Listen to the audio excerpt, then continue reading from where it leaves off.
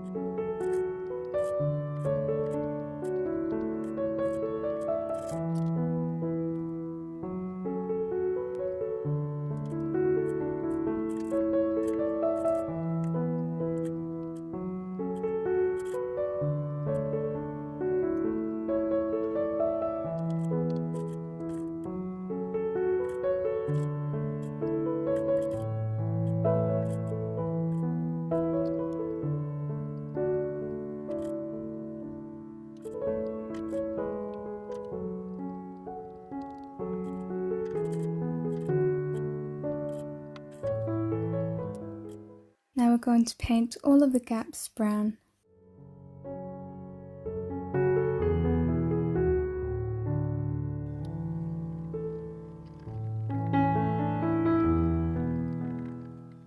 Now I'm going to go over all of this with my Mod Podge.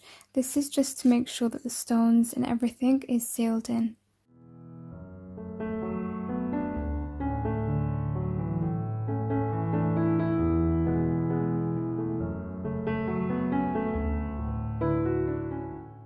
Okay, I've let this dry overnight. I'm really happy with that. It's all nice and secure. So now I'm going to glue my fairy door onto the tin here.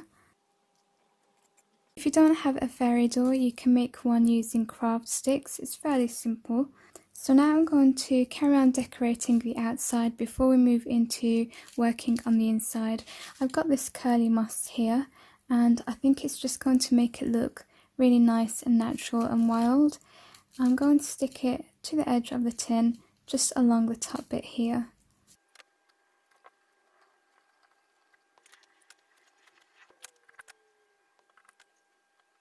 So I'm carrying on decorating the outside. I'm taking some of these natural dried plants and flowers.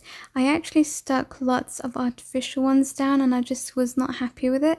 So I peeled it all away and I just deleted all of that footage. So you can see I've got a little artificial plant there next to the fairy door. You'll see me peel that and just throw that away and stick down some nice realistic plants there as well.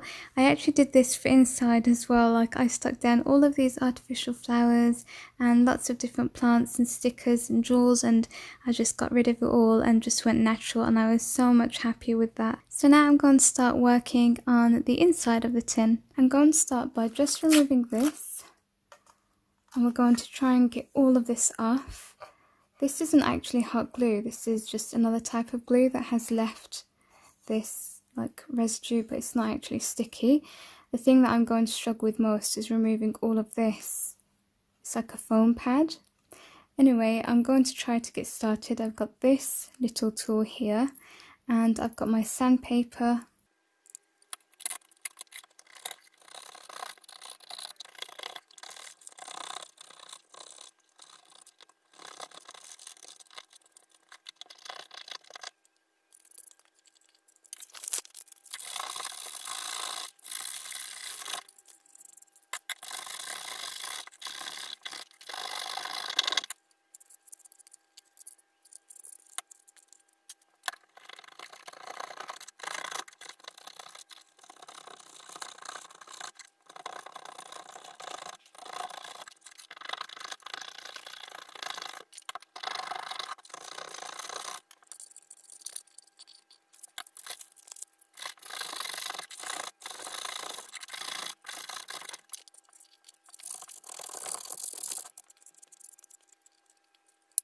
This is going to go inside my tin. So what I went and done was searched up musical notes on Google, and I printed this on card. This was just from my inkjet printer, so it doesn't have to be anything fancy. You can do this on paper, and you can leave it as it is. It does look nice and vintage, but I am going to go over it with a little bit of watercolor paint in blue. So I've got my water here. Don't want to do too much. It's just so that it kind of looks like a sky, a nice blue summer sky. And this is brand new. What I like about watercolor paint is it's kind of like ink. You can still see the background, but it just adds a nice amount of colour to it.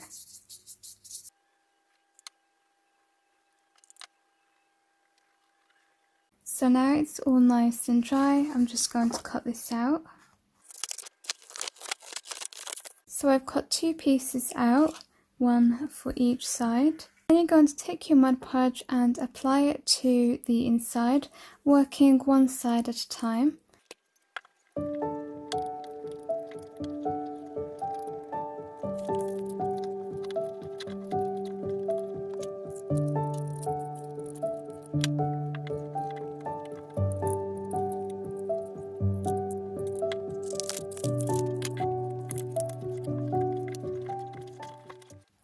Okay, once you've got everything inside, we're going to go over it with some Mod Podge just to make sure it's all stuck down, and you can do that with your gloss or your matte.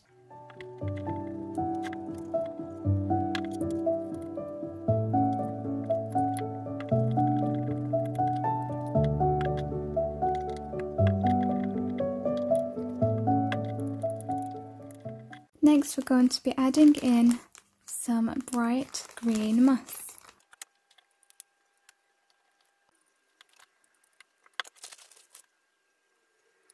Okay, remember earlier in the video when I told you that I also changed everything inside the tin? So that's why it just cuts and you just see this. So completely ignore everything that's inside other than the butterfly, because I changed it all up anyway. I've stuck a little gem down on the butterfly just to give it dimension. You could do the same again with those sticky pads. I just thought that this adds a little bit more height to it. So I'm going to add my hot glue to that and stick him down. I'm going to take my gloss Mod Podge to go over the butterfly because I want it to kind of stand out from all of the rest.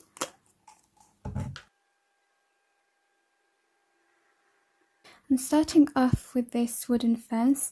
I'm going to kind of stain it using some watercolor white paint. What I like about watercolor paint is that it dries really quick, so you can just get on with your project as well. So now I'm just sticking in the fence, again with hot glue. Got to be really quick when you're working with hot glue because it just dries so fast. So I haven't got that centered. There you go. I'm making use of some real dried flowers, just sticking those down. I always prefer them as opposed to artificial, but of course it's so easy to get hold of artificial flowers. It takes a while drying flowers out. This lavender, it was actually from a wreath. I just used my pliers and I got that from the thrift store, so it's a good buy because there's lots of it and I can use it for a ton of projects. Now here, this is actually real. It's dried. I went to the park the other day and got a few things and I dried them in a book. Look how beautiful that is. And this is also a real flower. They're just so gorgeous. I'm going to stick that onto the fence. And then some of this. I think this part here will do nicely. We'll stick that down to the moss. I just think the colours are amazing. It's such a nice mix. Okay, I am doing it. I have removed some of the artificial stuff on the other side. I'm going to try and replace it with as much natural stuff that I've got. I think you have to be kind of brave to rip everything apart and pretty much start over. You know what, these smell so good. Goodness, I think it's going to be wonderful when you open this tin up, and it also smells really fragrant.